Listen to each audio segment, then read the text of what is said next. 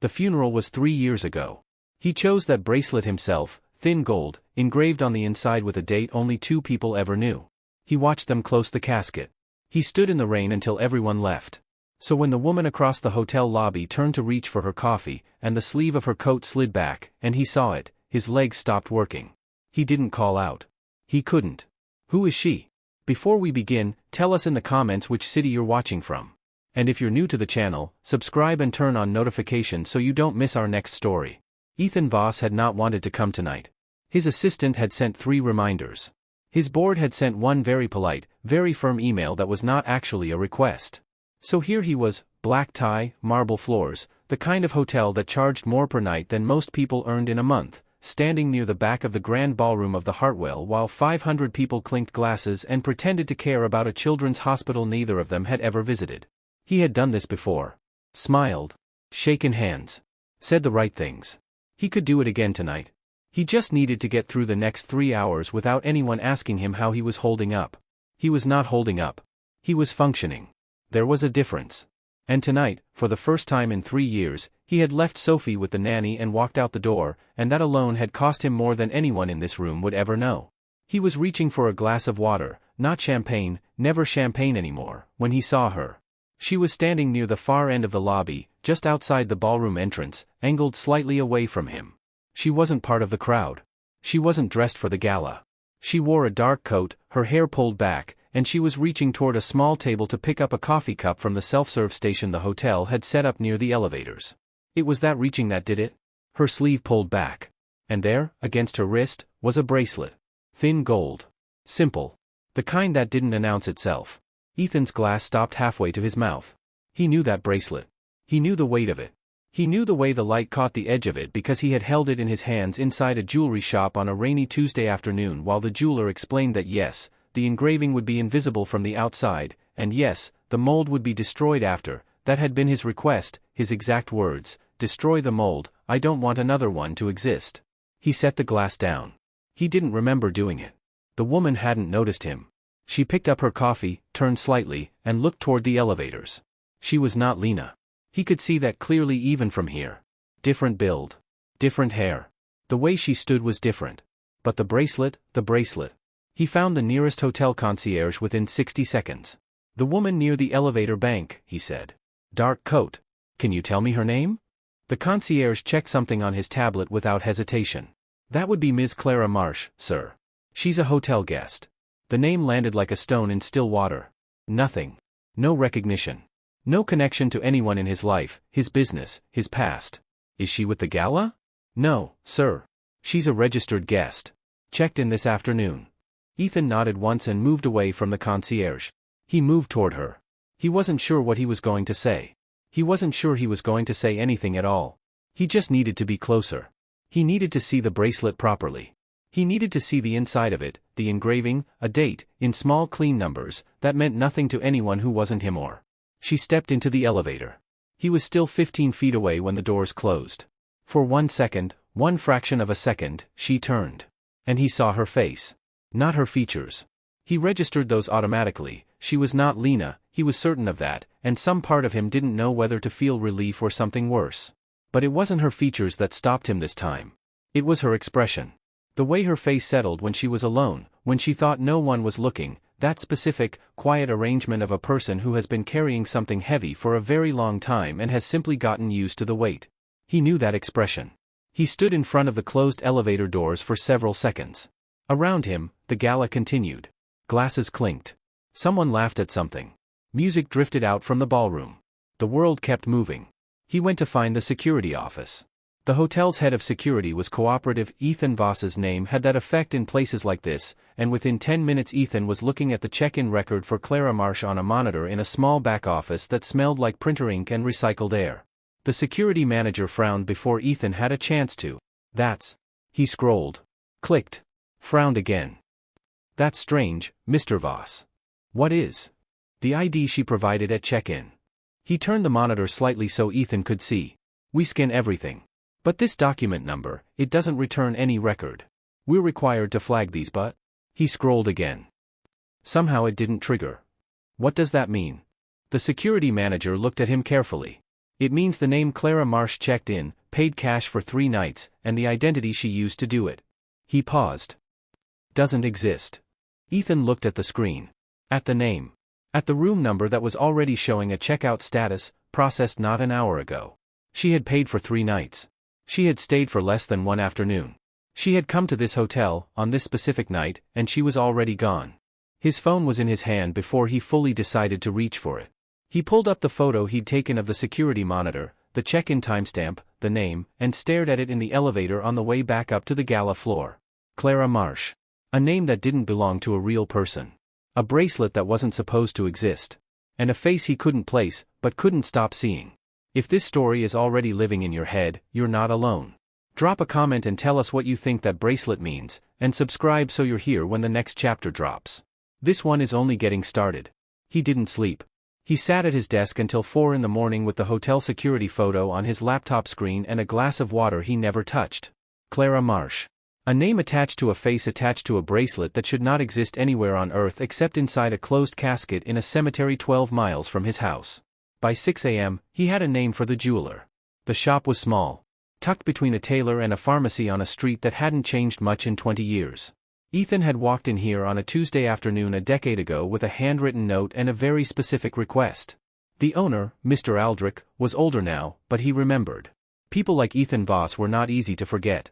1 piece, Aldrich said, without needing to check anything. You were very clear about that. 1 bracelet, 1 engraving, 1 mold. You watched me destroy it yourself. I need you to be certain, Ethan said. No copies. No second order. Nothing after. Aldrich looked at him steadily. Mr. Voss. You stood in that back room and watched the mold go into the furnace. I don't know what you're looking for, but whatever you saw, it wasn't one of mine. Ethan thanked him and left. He sat in his car for a long time without starting the engine. It wasn't one of mine. Which meant either the jeweler was lying, and Ethan didn't believe that, or someone had gotten close enough to Lena, close enough to that bracelet, to reproduce it by another method entirely. Or there was a third explanation. One he wasn't ready to look at directly yet. He started the car and drove to the cemetery. He hadn't been back since the funeral. 3 years. He told himself it was because Sophie was too young, that he didn't want her growing up visiting a grave. That was part of it. The other part was simpler and harder to say out loud. He couldn't stand there and feel nothing, and he couldn't stand there and feel everything, and he had never found a middle ground. The grave was clean. Someone maintained it, he paid for that. Fresh grass. A simple stone with her name and the years of her life and nothing else, because he hadn't been able to decide on words and eventually it had been too late to add them without it feeling forced. Lena Voss. Beloved. He stood there for a while. The morning was cold and quiet. That was when he noticed the groundskeeper working nearby, an older man, unhurried, raking leaves from the path. Ethan almost didn't say anything. Then he did. Excuse me. This grave, do you know if anyone visits it regularly? The groundskeeper looked up, then back at the stone, recognizing it. That one? Yes, actually. Woman comes by. Not often, maybe once a month or so. Sits for a bit. Doesn't leave anything. What does she look like? The man shrugged. Quiet. Dark coat, usually. Never talked to me. Then, almost as an afterthought, I always assumed she was family. She sits like someone who has a right to be there, if that makes sense. It made too much sense. Ethan thanked him and stood alone at the grave for another moment. And then, standing there, something shifted in his memory, something he had never examined because it had been buried under grief and shock and 3 years of trying to function. He had not watched the casket go down. He remembered the service. He remembered the rain. He remembered standing at the edge of the grave and then, nothing. He had collapsed. Not dramatically, not a faint, just his legs going out from under him, quiet and sudden, like a building whose supports had been removed. And Marcus had been there. Marcus had taken over. Marcus had handled everything after that, the way Marcus always handled things, efficiently and without complaint. Ethan had never thought to ask exactly what everything included. He pulled out his phone and called his assistant. The hotel, he said. Clara Marsh. I need everything they have. Staff descriptions, anything on camera, payment trail. The answer came back within the hour. Cash payment. No card. The ID scan had failed to register, still unexplained. Staff descriptions were vague, quiet woman, polite, didn't linger. But one detail came back from the front desk clerk that Ethan's assistant flagged because it seemed strange. She mentioned the perfume specifically, his assistant said. Said it was unusual. Old-fashioned. Like something discontinued. Ethan closed his eyes. He knew the perfume. A small French brand that had stopped production 8 years ago. Lena had found it at an estate sale and bought every bottle they had. She wore it until the last bottle ran out, 2 years before she died. He had never smelled it on anyone else. He had never expected to. He drove home. Sophie was in the kitchen when he came in, sitting at the table with a drawing she was working on very seriously. 6 years old and already certain that whatever she was drawing was extremely important. He stood in the doorway and watched her for a moment. She looked up. "You were gone all day." "I know. I'm sorry." She went back to her drawing. He poured himself a glass of water and sat across from her. Normal. This was normal. This was what the day ended with, and it was enough, and he was going to let it be enough. Then Sophie put down her crayon and looked at him with that particular expression she had, serious, a little too focused for a 6-year-old. "Daddy," she said. "If someone was lost, like really lost, could they come back without telling you first?" The glass in his hand was very still. "Why are you asking that?" She shrugged, the way children shrug when they don't know why they're asking something, they just are. "I don't know. I was just thinking about it." She picked up her crayon again. Ethan set the glass down carefully and looked at his daughter's drawing. A house. A garden. 2 figures standing outside. And a third figure, smaller, standing at a distance, watching. He excused himself and went to his office and called Marcus. "The funeral," he said, when his brother picked up. After I couldn't stand. The casket. The lowering. You handled all of that." "Ethan. I just need to know exactly what happened. Who was there? What you saw." There was a pause. Not a long pause. Just 1 beat longer than it should have been. 1 beat too long for a simple question about something that happened 3 years ago to a man's own brother. "Marcus," Ethan said quietly. "What did you see?" The silence on the other end of the line felt like the heaviest thing he had ever held. If you felt that pause as much as Ethan did, you already know this story isn't going where you think it is. Subscribe and turn on notifications, because the next chapter changes everything you thought you understood about that bracelet. Marcus had answered eventually. He said he couldn't remember every detail. It was 3 years ago, it was a terrible day, Ethan had collapsed, there was a lot happening at once. He said the casket was lowered. He said it was handled properly. He said everything was handled properly. He said it 3 times. Everything was handled properly. Ethan had thanked him and hung up and sat in his office for a long time, listening to the silence of a house where a 6-year-old girl was asleep down the hall, a girl who had asked, that same evening, whether a lost person could come back without telling you first. He needed someone who found people for a living. Roe came recommended through a lawyer Ethan trusted, no website, no office sign, the kind of investigator who worked because people like Ethan eventually needed people like him. They met at 7 in the morning in a coffee shop near the financial district. Ethan slid the hotel security photo across the table and explained what he needed. Roe looked at the photo, then at Ethan. "External cameras? Every angle you can get. I want a clear image of her face." Roe came back in 48 hours. 1 photograph, printed clean on plain paper, slid across the same table. Ethan picked it up. He studied it for a long time without speaking. Not Lena. He confirmed that again, clearly, definitely. The bone structure was different. The nose was different. The shape of the face was different. He had loved Lena's face for 15 years and he knew every part of it, and this was not it. But the woman in the photograph was holding a coffee cup in both hands, tilted slightly toward her right shoulder, and the way she did it, the exact angle, the way her left thumb wrapped over her right, was so specific, so particular, that Ethan felt the air leave his lungs. Lena had held cups that way. Always. Both hands, left thumb on top. He had teased her about it once and she had laughed and said she didn't know she did it. He set the photograph down. "Find out where the cash came from," he said. "What she paid with. Where it originated." While Roe worked, Ethan made a different call. Her name was Dr. Patricia Hale. She had worked with Lena at the Callaway Medical Foundation for 4 years, not a close friend, but a real one. Someone who had come to the funeral and stood near the back and left without speaking to him, which he had understood completely. He tracked down her number through the foundation's directory. She picked up on the 3rd ring. "Dr. Hale," he said. "This is Ethan Voss. I'm sorry to call without warning." A pause. Not Marcus's kind of pause, this one was more like surprise. "Mr. Voss. Of course. Is everything all right? I have a question. About Lena." He kept his voice even. "Did she ever mention family to you? A sister, a cousin, anyone she'd lost touch with?" The silence that followed was different from anything he expected. Not a short pause. Not an of course not. Just, quiet. The kind of quiet that means someone is deciding something. There were things about Lena, Dr. Hale said carefully, that I thought you knew. Ethan's hand tightened on the phone. What things? I can't, I'm not comfortable doing this over the phone, Mr. Voss. Could we meet? She wouldn't say anything else.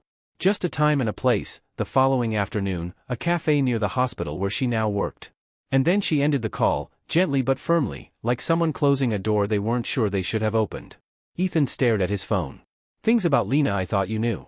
Which meant things she believed he didn't know. Which meant Lena had kept something from him. Something a colleague knew and a husband didn't. Roe called that evening.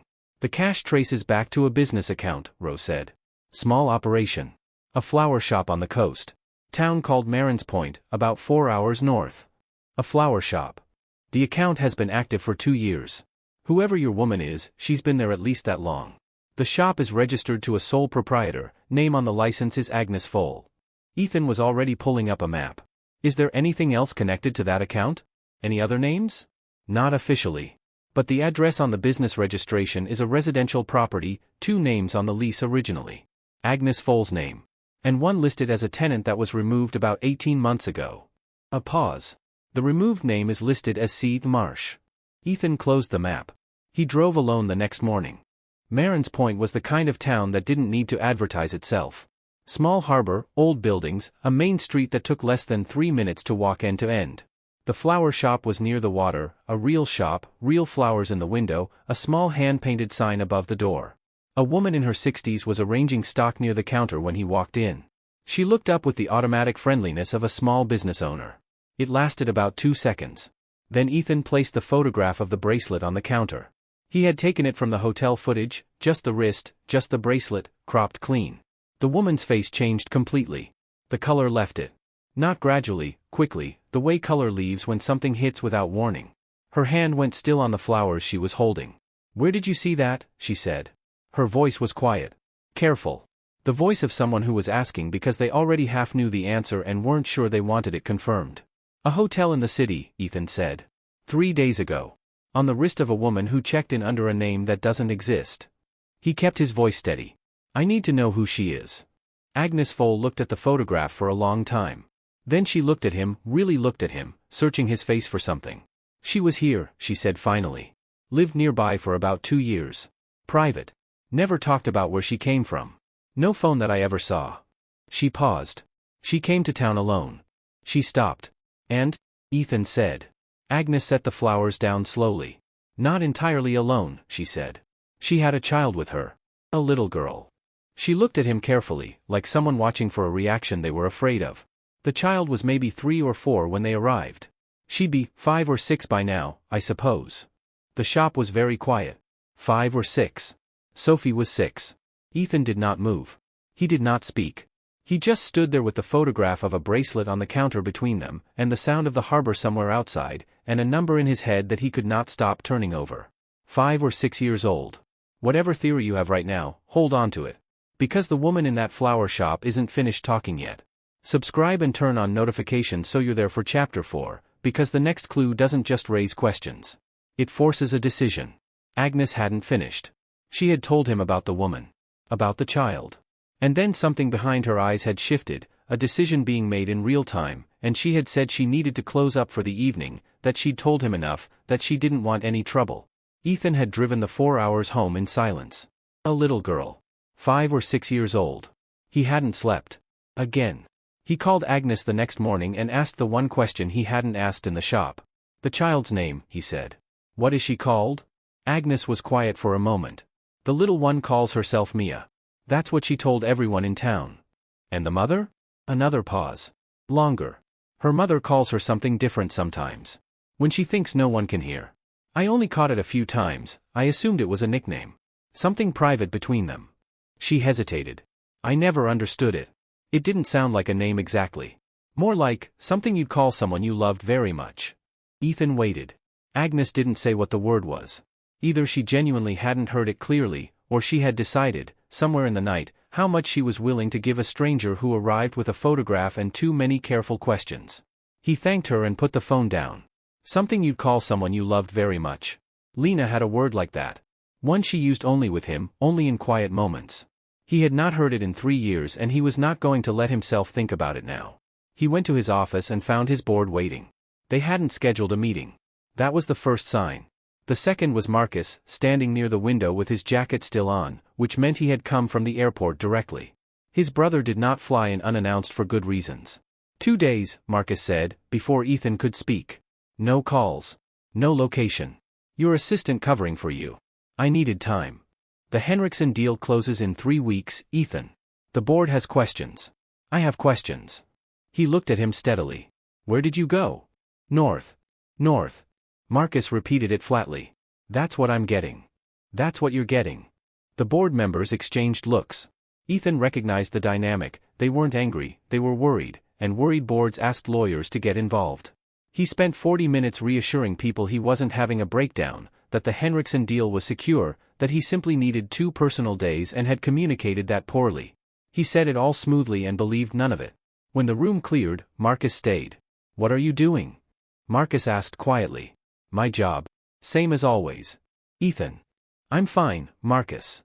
Marcus looked at him for a long moment, the look of a man trying to decide whether to push or let go. Then he picked up his jacket and left. No argument. No follow-up question. That, more than anything, bothered Ethan most. Rowe was waiting with a new file by the time Ethan got back to his desk. He opened it expecting another thread to pull. What he found instead made him sit very still for a long time. The death certificate for Lena Voss had been processed in 4 days. The standard window, for a case with no complicating factors, was 10 to 14. 4 days was not impossible. But it was fast. The kind of fast that happened when someone wanted something finished. The attending physician who signed the certificate, a Dr. Warren Pell, had retired 6 weeks after signing it. He had moved abroad. Portugal, based on the last address Rowe could find. 6 weeks. Ethan picked up the phone and requested the medical examiner's original report through the formal records office. The clerk he spoke to was pleasant and efficient. She told him the file had been archived and she would retrieve it within 24 hours. 58 minutes later, a different person from the same office called back. I'm sorry, Mr. Voss. There seems to be an issue with the archived file. The record is showing as corrupted. Ethan kept his voice very calm. Corrupted. Yes, sir. I apologize. We're looking into it. The file was intact an hour ago when I requested it. A pause. I understand that's frustrating, sir. He hung up. A file does not corrupt itself in 58 minutes. A file gets corrupted when someone who knows it's been requested decides it shouldn't be found. Which meant someone inside the record system, or connected to it, was watching for exactly this kind of inquiry. Someone had been expecting him to look. Marcus called at 9 that evening. Ethan almost didn't answer. He picked up on the 4th ring. I need you to hear me, Marcus said.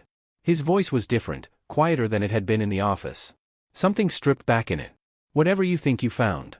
Whatever direction you're going in. Stop. Why? Because some things were done to protect you. A long breath.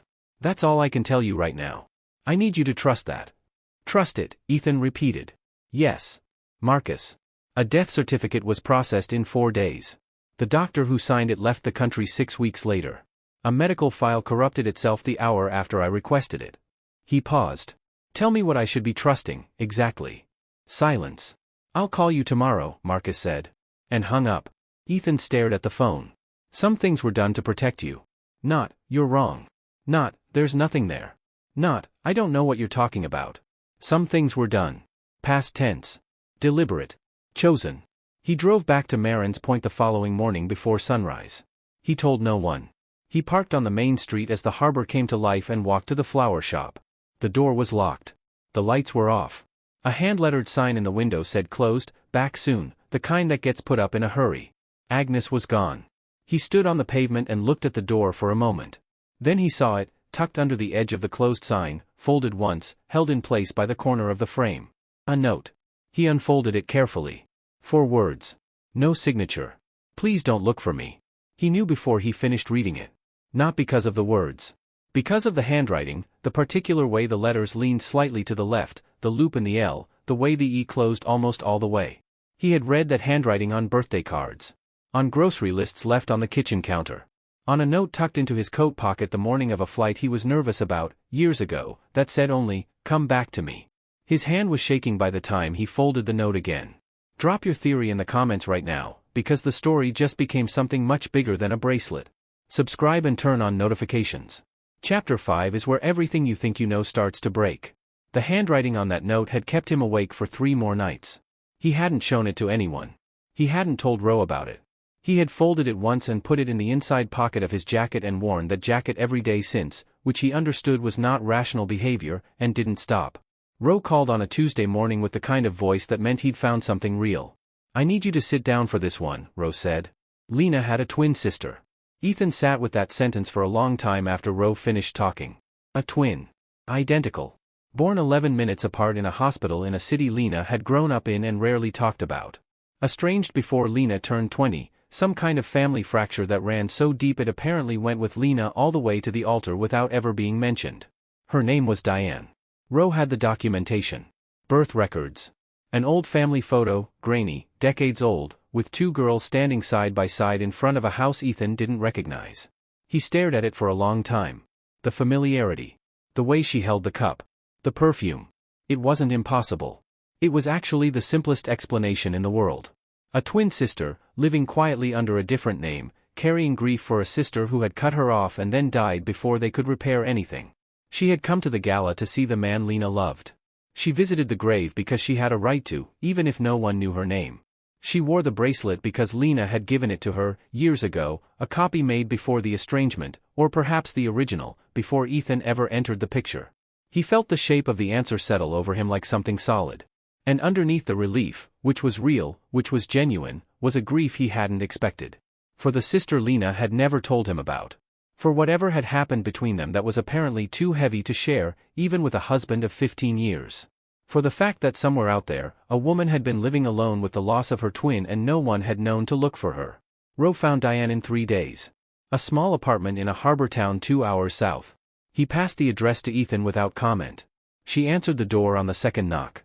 And Ethan understood, immediately and completely, why he had stopped walking in that hotel lobby. The face was different, he had been right about that. But everything else, the way she held herself in the doorway, the exact angle of her shoulders, the instinct she had to reach for the door frame when she was uncertain. He had seen all of it before. He had lived with all of it for 15 years. "You're Ethan," she said. "And you're Diane." She stepped back to let him in. The apartment was small and clean and almost aggressively anonymous, no photographs, no personal objects visible, the kind of space that existed to hold a person rather than reflect one. She told him everything, quietly, sitting across from him at a small table with her hands folded. The estrangement had happened when they were 19. A family argument that metastasized into a silence that became permanent. She had followed Lena's life from a distance, news articles, photographs, the occasional public mention. She had never reached out. She hadn't thought she was welcome. When Lena died, something in Diane had needed to see, just once, the place where her sister had lived her life. The man she had chosen. So she came to the gala. She stood at the edge of things. She didn't intend to be noticed. "The bracelet," Ethan said. Diane looked at her wrist. "Lena gave it to me. Before everything fell apart. She had it made for both of us. I didn't know until years later that she'd had the second one destroyed. I kept mine." She paused. "I thought about taking it off before I went to the hotel. I didn't." Ethan nodded slowly. She had panicked when she saw him moving toward her. She was afraid of causing pain. She fled because it was simpler than explaining a history she had no right to drop into his grief without warning. It made sense. All of it made sense. He sat across from her and felt, for the first time in weeks, that the ground beneath him was stable. Not happy, there was nothing happy about any of this. But stable. Explained. He had an answer that accounted for every piece of evidence, and the answer was a sad story about 2 sisters and a silence that lasted too long. He was nearly ready to stand up and thank her when he thought of Sophie. He had shown Sophie the photograph, Ro's photo, the one from the hotel footage, cropped to just the face, that morning, without any context. He hadn't told her who it was. He'd simply placed it on the kitchen table and asked if she recognized the woman. Sophie had looked at it for a long time. Longer than a 6-year-old usually looks at anything. Then she said, "She smells like Mommy." Ethan had gone very still. "What do you mean, sweetheart?" "Like Mommy's smell. The one from the bottles." Sophie pointed at the photograph. "Is she Mommy's sister? Or is she Mommy?" He had not answered her. He had put the photo away and told her it was nothing, and he had sat with that question, is she Mommy's sister or is she Mommy, for the entire 2-hour drive. A 6-year-old. Asking the one question he was trying not to ask himself. He was standing now, jacket in hand, ready to leave. Diane stood too. The conversation was ending. The story was over. And then he asked it. Not because he planned to. Because Sophie's voice was still in his head. "The night before I left for the Singapore conference," he said. "The last overnight trip I took before Lena got sick. Do you remember, did she ever mention to you anything about that trip?" Diane looked at him carefully. "I don't see why she would have," she said slowly. "We weren't in contact." "No," he said. "I know. He stopped. He wasn't even sure why he was asking this. It was a random memory. Nothing special about it. Just a trip, just a night, just a small private thing that had happened between him and Lena in the hours before he left." "She hid your passport," Diane said quietly. Ethan didn't move. "She did it as a joke. To make you late. And then she felt guilty and slipped it back into your bag while you were in the shower." A small, sad almost smile. "She laughed about it afterward." The room was completely silent. No one knew that story. He had never told it.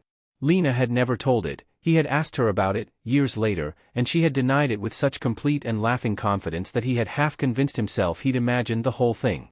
He looked at the woman across from him. She was still Diane. He was still certain of that. But Diane should not have known that story. Could not have known that story. "How?" he said. His voice came out very quiet. "How do you know that? Tell us in the comments what you think just happened. Because whatever you believed 5 minutes ago, this story just became something else entirely. Subscribe and turn on notifications. The truth is closer than you think, and it's nothing like what any of us expected." She hadn't answered him. He had asked, "How do you know that?" and Diane had gone very still, and then she had said something about sisters sharing more than people realize, about Lena having written letters during the early years of the estrangement, about details finding their way across a silence even when the silence was total. It was a good answer. Smooth. Almost believable. But her hands had moved to the table's edge when she said it. And Ethan had spent 15 years watching those hands. He had left. He had driven home. And he had called Roe before he reached the highway. "I need everything on Diane," he said. "Not just the estrangement. Everything. Birth records. School. Medical. Any documented trace of her life before she appeared on your radar." Roe called back in 36 hours. "I've got a problem," Roe said. "Tell me." "Her documented history starts 4 years ago. That's it. Before that, nothing. No school records. No medical records.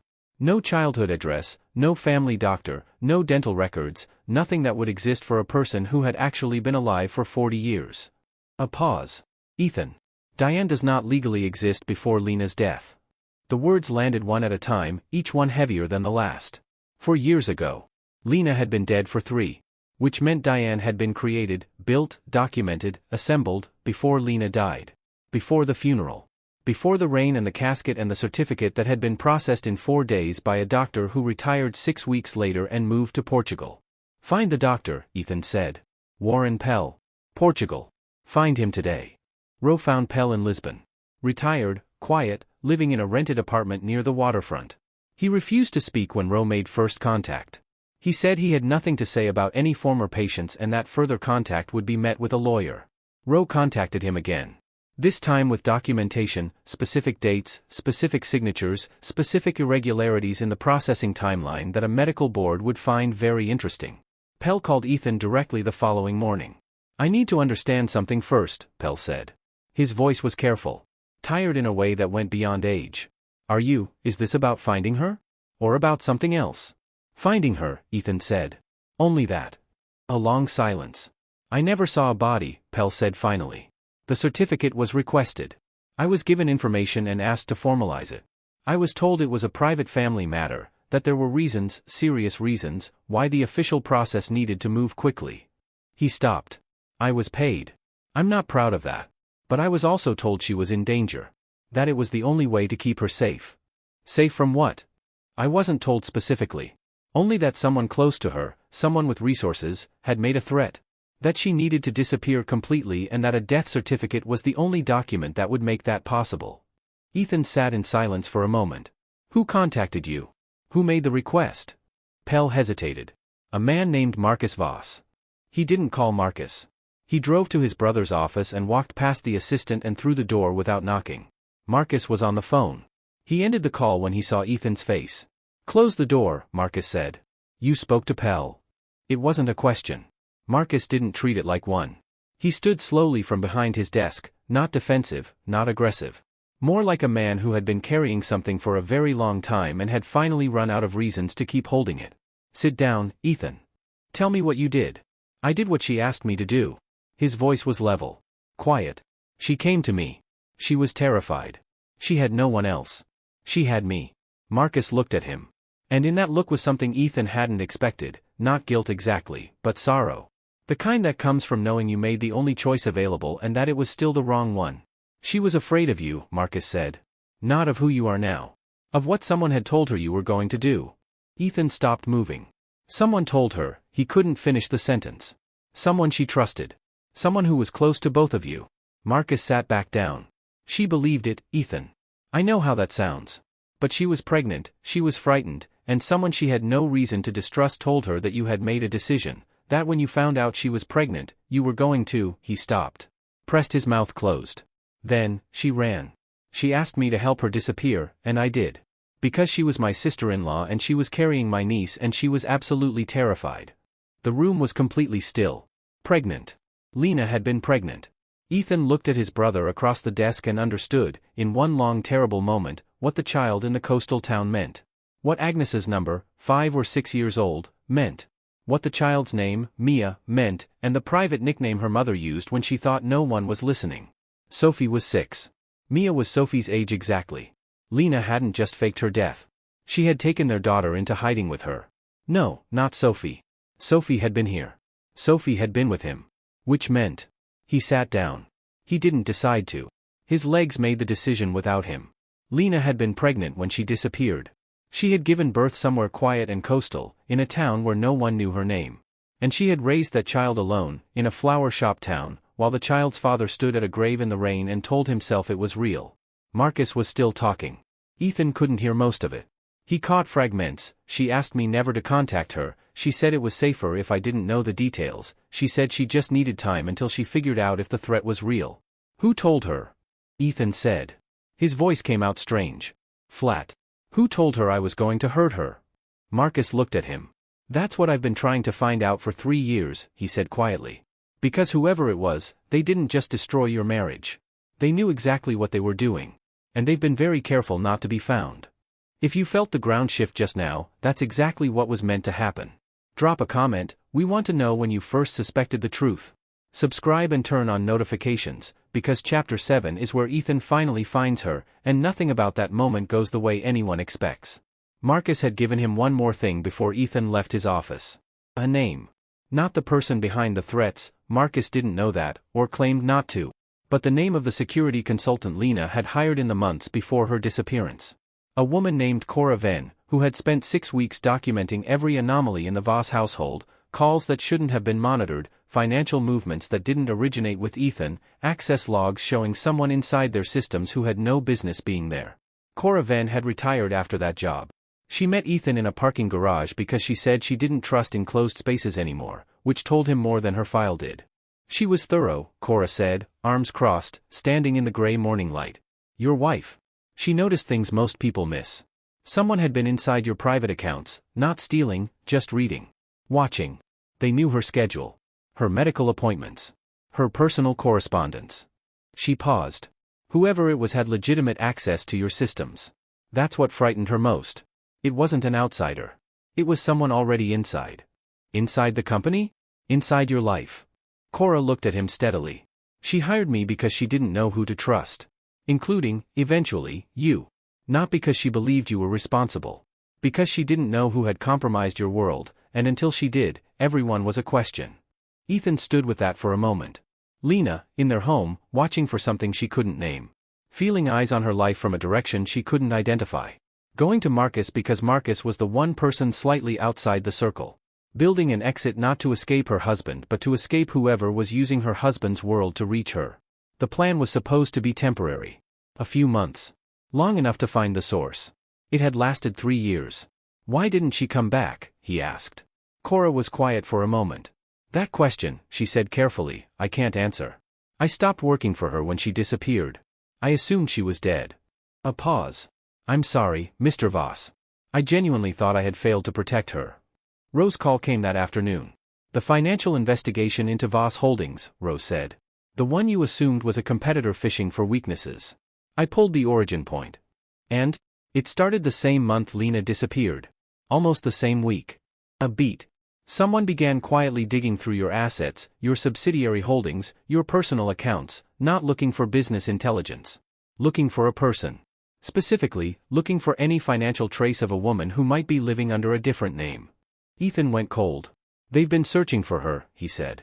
For 3 years. Systematically. Patiently.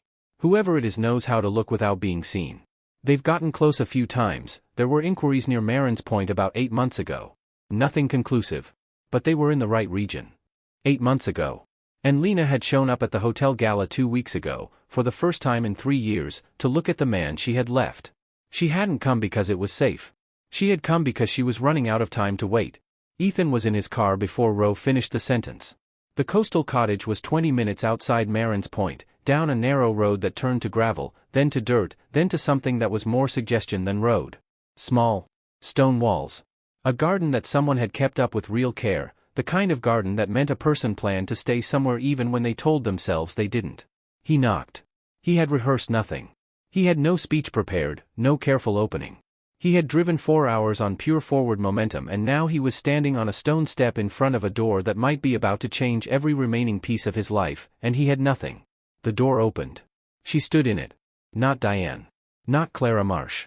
Not the woman from the hotel lobby with the dark coat and the guarded expression. Lena. 3 years older. Quieter in a way that went beyond the surface. She wore no makeup and her hair was different, and there were things in her face that hadn't been there before, things that come from carrying something very heavy for a very long time alone. But it was Lena. His Lena. Standing in a doorway looking at him the way you look at something you gave up hoping for. Neither of them spoke. He didn't know how long they stood there. Long enough for the wind off the water to move between them. Long enough for him to understand that there were no words that would be sufficient for this moment, and that he had to let the moment be what it was. Then, through the window to her left, he saw movement.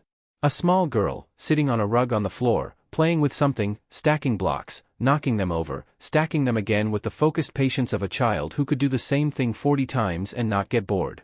Dark hair. Small hands. As if she felt him looking, the girl glanced up. She looked at him with the clear, uncomplicated curiosity of a child who does not know why a stranger is standing at her door, only that there is one, and that her mother has gone very still. She looked back at her blocks. Ethan exhaled. Mia, Lena said quietly, without turning around. Go play in your room for a bit, sweetheart. The girl gathered 2 of her blocks without argument and disappeared down the hall. The sound of small feet on a wooden floor. Then quiet. Ethan looked at Lena. He had 100 questions. He had 3 years of questions. He opened his mouth to ask the first one, something about why, or how, or what she had believed about him that made any of this make sense. She spoke first. Before you say anything. Her voice was steady, but only just. Mia isn't the secret I was protecting. She's the reason I couldn't come back. She reached behind the door and picked up something she had placed there before she answered, as though some part of her had known he was coming, or had kept it ready for the moment he did. A photograph. She held it out. He took it. It was him. Standing at some event, corporate, formal, 3 or 4 years old by the look of it. He was smiling. His arm was around someone's shoulder, easy and familiar, the body language of 2 people who knew each other well and were comfortable together. The man beside him was laughing at something just off frame. Ethan knew that laugh. He had heard it across boardroom tables and at dinner and in the background of late-night calls that ran longer than they needed to. This was taken, Lena said, 1 week before I arranged my own death. He stared at the photograph. At his own arm. Around the shoulder of the man who had been watching his wife like a target. Who had accessed her life through the gaps in Ethan's. Who had been searching for her for 3 years with the patience of someone who had excellent reasons not to be found looking. Daniel Harrow. His CFO. His friend of 12 years. Laughing. We need to know, did you see it coming, or did this chapter hit you without warning? Drop a comment and tell us. Subscribe and turn on notifications, because Chapter 8 is the one we've been building toward, and it will not let you go. He sat with the photograph until midnight. Lena had given it to him and then stepped back and let him look, and he had looked at it for a long time without speaking, at his own face, at his own arm, at Daniel Harrow standing beside him with the easy confidence of a man who had never once been caught. 12 years. Ethan had known Daniel for 12 years. Had trusted him with numbers and decisions and with the estate of a dead wife who turned out not to be dead. had sat across from him at board meetings for 3 years while Daniel quietly searched for the woman he had driven into hiding. He drove back to the city before dawn. Rowe met him at the office at 6 in the morning with 3 years of company records and the particular expression of a man who has found something he wishes he hadn't. He was careful, Rowe said. But not careful enough across 10 years. The earliest entries are from before your merger with Callaway Industries. He was redirecting small amounts through subsidiary accounts. Nothing that would trigger an audit by itself. But over 10 years, he spread the pages out. It compounds. How much? Enough to destroy him. Enough that your company would have been implicated if it had come out during an active investigation. Rowe paused. Lena was on the Callaway Foundation board. She had access to the original financial records from before the merger. She would have seen the discrepancies. There it was. Lena hadn't been a random target. She hadn't been selected because she was vulnerable or because Daniel was cruel, though the cruelty had certainly followed. She had been targeted because she was smart enough to notice something that 10 years of careful concealment had almost buried, and because she had been in exactly the right position to see it. She had known. And Daniel had known she knew. He had threatened her not because he could, but because he had no other option. And when the threats hadn't made her disappear quietly, he had made her disappear completely, or tried to. Ethan looked at the records for a long time. He's been waiting, Ethan said. Statute of limitations runs out in 14 months, Rowe said. After that, he's untouchable on the original crime. He just needed her to stay hidden, or stay silent, for 14 more months. Ethan closed the folder. File everything with the Financial Crimes Authority, he said. Today. Before noon. He called Daniel at 9 and asked him to come to the office. Said it was about the Henriksen deal. Used the ordinary language of an ordinary morning. Daniel arrived at 10, jacket pressed, coffee in hand, looking like a man with nothing on his conscience because he had spent 12 years practicing that look until it was perfect. He sat down across from Ethan. He glanced at the folder on the desk but said nothing about it. The Henriksen timeline, Daniel started. That's not why you're here, Ethan said. Silence. Daniel looked at the folder again. Then at Ethan. And Ethan watched something shift in Daniel's face, not guilt, not panic, but a kind of resignation. The expression of a man who had always known this moment was a possibility and had simply been hoping the odds would break differently. How long have you known? Daniel asked. Long enough. Daniel leaned back. He didn't apologize. He didn't explain. He looked at Ethan with something that was almost, sorrow, and he said, you would have done the same thing. To protect what you built. Ethan looked at him for a moment. No, he said. I wouldn't. He slid the folder across the desk. Daniel looked at it but didn't open it. He seemed to understand what it contained. Filed an hour ago, Ethan said. Financial Crimes Authority. Full documentation. He stood. You should call your lawyer. He left the office without another word. He didn't feel triumph. He didn't feel relief. He felt the specific exhaustion of a man who has spent 3 years grieving something that was never lost and trusting someone who was never worthy of it, and who now has to decide how to carry that understanding forward without letting it flatten him. He drove back to the coast. The cottage was quiet when he arrived. Mia was asleep. Lena told him this before he asked, in the careful way of a mother accounting for a child in every room. They sat across from each other at the small kitchen table. No folder. No evidence. No investigation between them anymore. Just 2 people and 3 years of silence and a question Ethan had been holding since the moment he understood what Mia's age meant.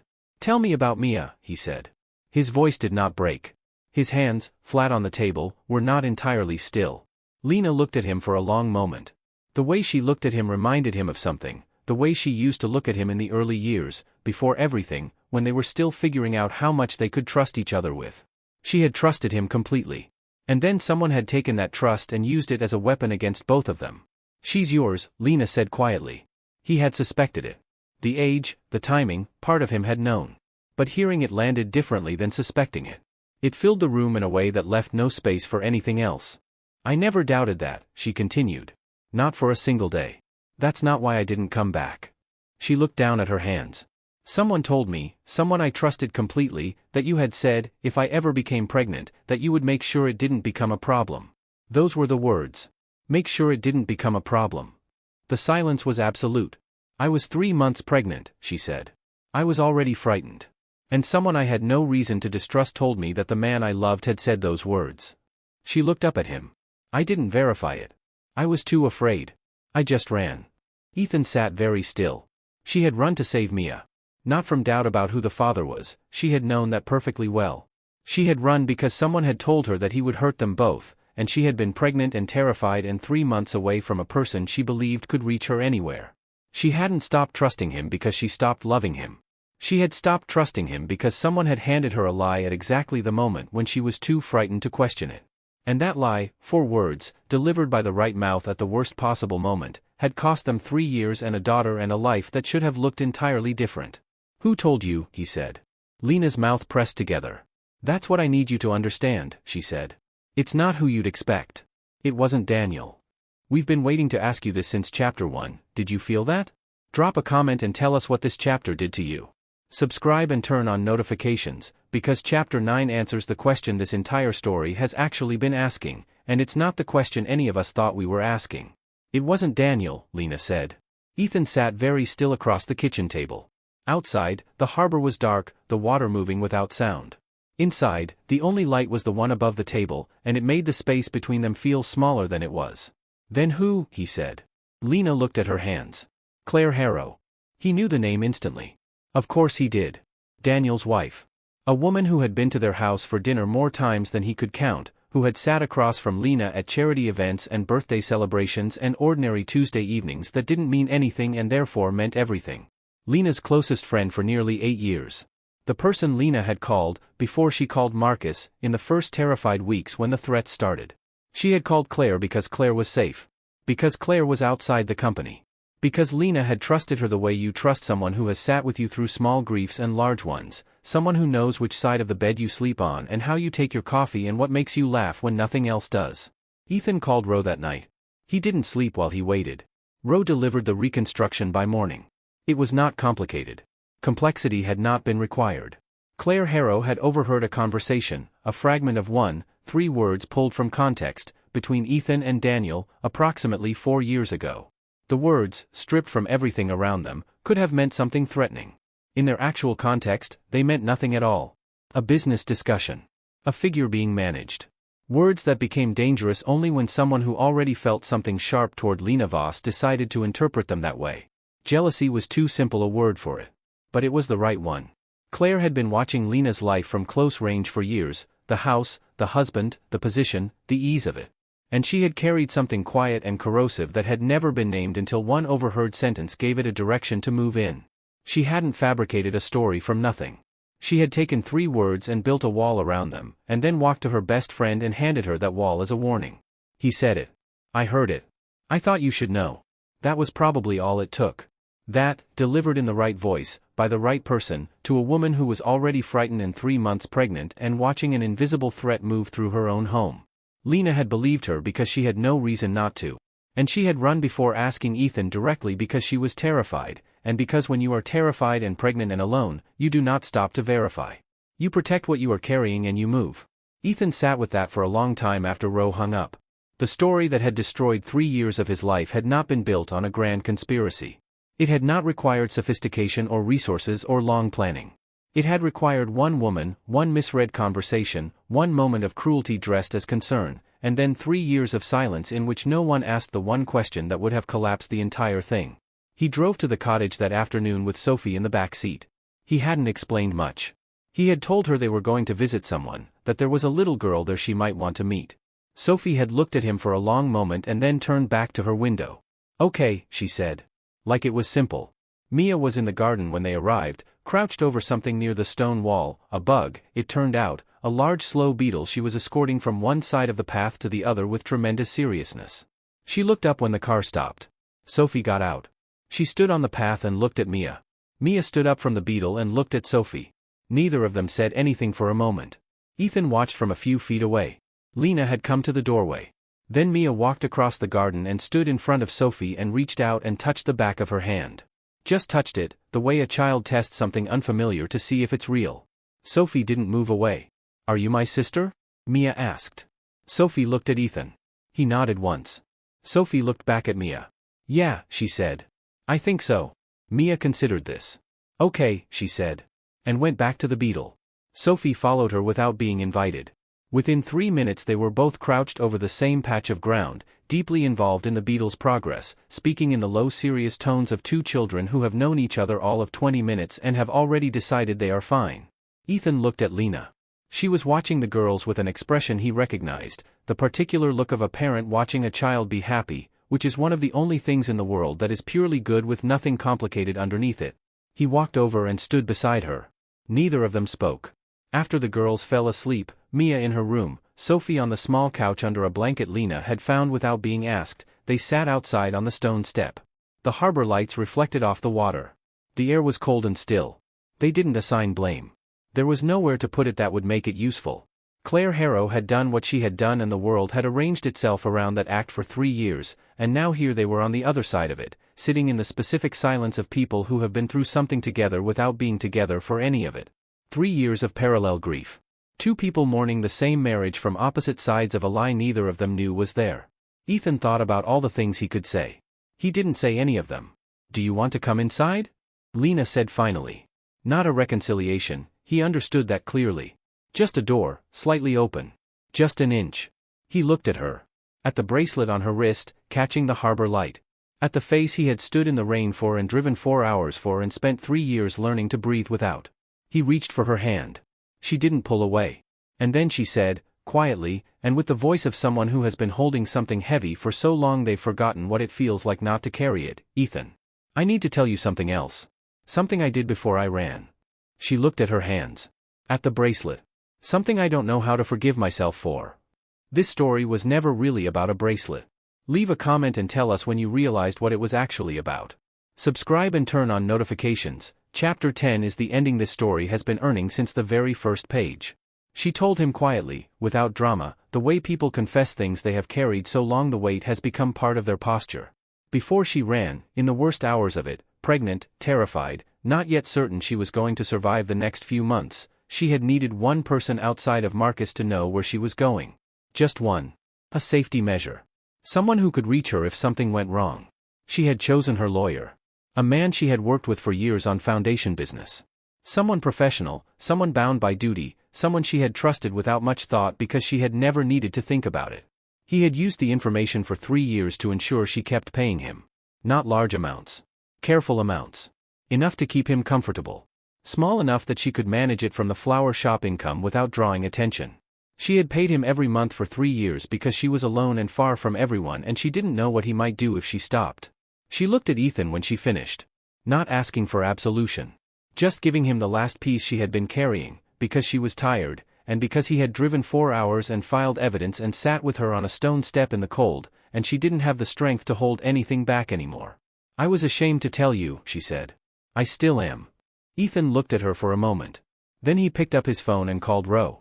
"There's a lawyer," he said. "I'll send you the name.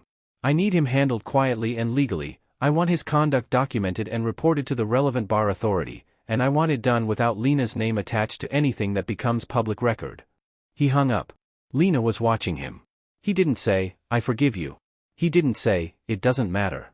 Both of those would have been too easy and too fast, and she deserved neither easy nor fast after carrying this alone for 3 years. What he said was simpler and more honest. "You survived," he said. "That's what you did. That's all that was." She looked at the table. Nodded once. And something in the line of her shoulders, almost imperceptibly, changed. The news came through 2 days later. They were in the cottage, not together, exactly, but in the same space, which was its own kind of progress. Mia was drawing at the kitchen table. Lena was making tea. Ethan was standing near the window looking at the garden, not thinking about anything in particular, which was unusual enough that he noticed it. The small television on the counter was on at low volume. A news program. Local, then national. And then Daniel Harrow's name, attached to words like arrested and financial crimes authority and decade-long scheme and former CFO of Voss Holdings. Lena turned from the stove. They both looked at the screen. They stood side by side, not touching. Watching a reporter stand outside a building Ethan recognized, saying things that were accurate but that felt, in this small coastal kitchen, very far away. Mia looked up from her drawing. "What happened?" "Something that needed to happen," Ethan said. "It's okay." She looked at the television for another second and then went back to her drawing. The serious focus of a child who has decided the adult world is boring. Lena turned the television off. Neither of them said anything about it. There was nothing to say. Justice had arrived in the form it usually arrives in, bureaucratic, undramatic, a little late, and that was enough. It didn't restore anything. It just removed something that had been in the way. Sophie and Mia were in the garden. Ethan stood at the window and watched them. Sophie had invented a handshake, complicated, multi-step, the kind only a 6-year-old would design, with at least 4 distinct movements that had to happen in the right order. She was teaching it to Mia with the patience and authority of someone who has done this before and expects results. Mia got it wrong the first time. Her version was close, but she added an extra clap at the end that wasn't part of the original. Sophie corrected her. Demonstrated again, slowly. Mia tried again. Wrong again, this time she forgot the middle part entirely and jumped straight to the end. Sophie stopped. Looked at her. Then laughed, a genuine, surprised laugh, the kind that comes out before you can decide whether something is actually funny. Mia laughed too. Not because she understood the joke but because Sophie was laughing, and that was enough. They tried a third time. Still not quite right. Mia got the giggle somewhere in the middle and couldn't stop, and Sophie gave up on precision and just started laughing along with her. Ethan stood at the window and didn't speak for a long time. 3 years ago he had stood in the rain and watched them lower a casket and told himself he had to become someone who could raise a daughter alone, who could learn to live in a house with an absence at the center of it. He had done that. He had gotten up every morning and made lunches and gone to board meetings and been, by most visible measures, fine. He had not been fine. But he had been present. And presence, he had learned, was the only real substitute for everything else. Now he stood at a window watching his 2 daughters fail to complete a handshake, and he understood, without needing to say it out loud, that the word family had just changed shape in a way it was not going to change back. Lena came to stand beside him. They watched the girls together. Mia finally got the handshake, all 4 steps, in order, ending with the right flourish, and Sophie grabbed her hand and held it up like they had both won something. "You don't have to decide anything today," Lena said. "About any of it. There's no deadline." He looked at her. "I decided 3 years ago," he said. "Standing in the rain. I didn't want to leave." A pause. "I just didn't know there was somewhere left to go." Lena was quiet for a moment. Then she reached out and took his hand. Not the way she used to, that ease wasn't back yet, and both of them knew it would take time, real time, the kind that couldn't be rushed. But she held his hand the way you hold something you know the value of. Carefully. With full attention. He looked down at her wrist. The bracelet was there, as it always was. Thin gold. The engraving hidden on the inside, a date only 2 people had ever known. He didn't ask for it back. She didn't offer it. It had been on her wrist through 3 years of hiding and fear and a coastal town and a daughter born alone and a lawyer who used her secrets against her and a gala she had attended just to see, once, from a distance, the man she had never stopped. It stayed where it was. Not because the past was erased. It wasn't erased. It was all still there, every day of it, every cost of it, and they were both going to be living with that for a long time. But the bracelet was still theirs. And so, it turned out, were they. If this story found you at the right moment, leave a comment and let us know. Stories like this one exist because of the people who stay until the last chapter. Subscribe and turn on notifications. We'll have another one waiting for you.